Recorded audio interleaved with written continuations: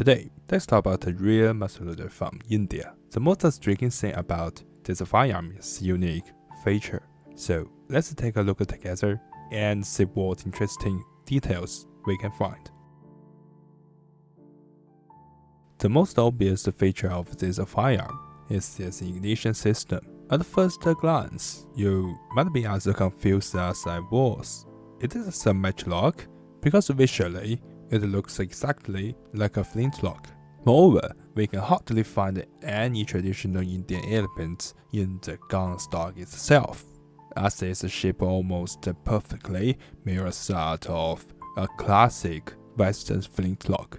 However, that's just the first impression.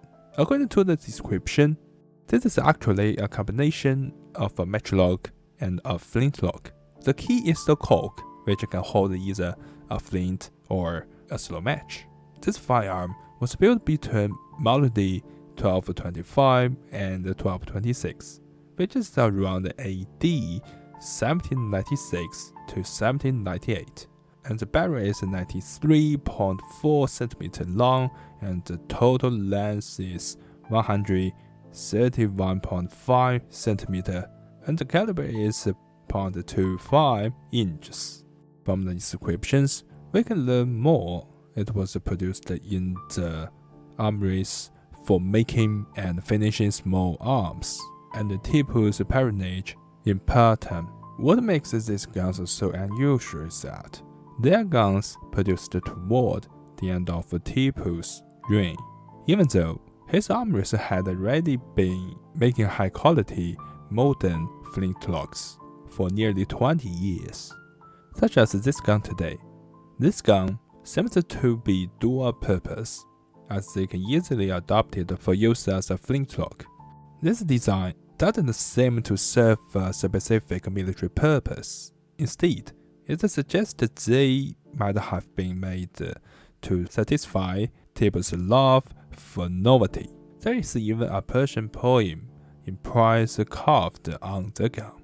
It is the great gun of the Sultan of the world. Through Hyder, the victory of Muhammad became apparent. Interestingly, this same poem is found on another firearm from a different auction, also dated 1797 to 1798. That gun belongs to a group of 5 complete firearms and 1 lock. The stock of this gun is basically in the Western style. Does that mean all Indian dual ignition firearms follow Western designs? Not necessarily. I found another dual ignition system, and they are quite different. While both combine matchlock and flintlock systems, the detail vary. One is more Western in style, while the other leans toward a local design. This suggests that there might be even more fascinating and forgotten firearms in history that we haven't discovered yet. Now, let's look at the more local style firearm.